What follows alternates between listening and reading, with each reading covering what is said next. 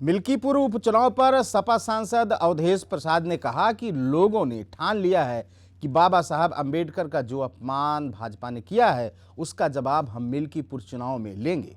मिल्कीपुर में भाजपा का जो भी उम्मीदवार लड़ेगा हम उसकी जमानत जब्त करा देंगे। हम सपा उम्मीदवार अजीत प्रसाद को मिल्कीपुर उपचुनाव इतने वोटों से जिताएंगे कि इसकी चर्चा पूरी दुनिया में होगी। न्यूज एजेंसी एएनआई से बातचीत करते हुए अवधेश प्रसाद ने और कुछ क्या कहा है, आपको सुनवाते हैं। इस देश के करोड़ों करोड़ों दलितों, पिछड़ों और जिनको सम्मान मिला है उनको आघात हुआ है। ये चुनाव का मुद्दा है। लोगों ने ठान लिया है कि हमारा संविधान, हमारे बाबा साहब भीमराव अंबेडकर का जो अपमान किया है उस अपमान का बदला हम मिल्कीपुर से करेंगे और मिल्कीपुर में भारतीय जनता पार्टी का जो भी उम्मीदवार लड़ेगा उसकी हम जमानत जब्त करा देंगे। एक इतिहास करेंगे, सारे देश दुनिया में जाएगा और हम संकल्प लेंगे कि बाबा साहब के अपमान को हम किसी कीमत पर, बाबा साहब का अपमान नहीं सहेगा हिंदुस्तान। इसको सामने रखकर हम इनकी जमानत जब्त करेंगे।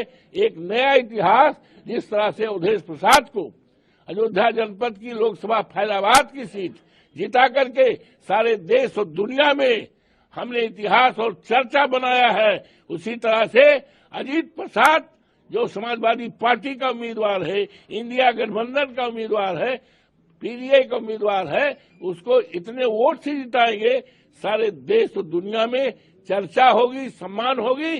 और वहीं से शुरुआत होगी कि 27 में जब चुनाव होगा विधानसभा का, तो प्रदेश में माननीय अखिलेश यादव जी के नेतृत्व में इंडिया गठबंधन की और समाजवादी पार्टी की सरकार बनेगी।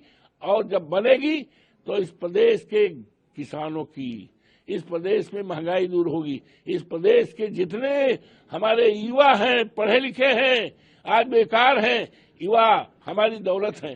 किसी देश की दौलत सोना चांदी हीरा जवाहरात नहीं हुआ करता है। देश की दौलत वहाँ का इंसान होता है, वहाँ का युवा होता है। आज युवा पढ़ लिख करके बड़ी बड़ी डिग्रियां लेकर के डिग्रियां जलाने पे सोचता है, आत्महत्या पे सोचता है। ये हमारे लिए चिंता का विषय है। और जब सरकार बनेगी तो इन नौजवानों को हमारी सरकार नौकरी देगी। इनकी सरकार में, बाबा में तो परचवल लीक हो जाता है। ये बहुत बड़ा मुद्दे हैं और मुद्दे ही मुद्दे हैं। इन्होंने कोई काम नहीं किया है। इसीलिए जो आपने कहा ना अभी कि 7 मंत्री आए, अरे भाई 7 मंत्री आए तो वही से अंदाजा लगा लियो कि डर में है, दहशत में है। इनका सबका जानकारी हो गए भाई कि यहाँ पर भारतीय जनता पार्टी समाप्त प्राय है और समाजवादी पार्टी का उम्मीदवार, इंडिया गठबंधन का उम्मीदवार। और हमें सारे कार्यकर्ता जितने हैं, सारे जितने नेता हैं समाजवादी पार्टी के और कांग्रेस के, सब लोग एक राय होकर एक मन बना करके पूरी तरह से चुनाव लगे हैं। चुनाव बहुत अच्छा होगा और ये चुनाव इतिहास बनाएगा देश दुनिया में। अगर आप इस वीडियो को YouTube पर देख रहे हैं तो चैनल को सब्सक्राइब करें और बेल आइकन दबाना ना भूलें। अगर Facebook पर देख रहे हैं तो चैनल को लाइक करें।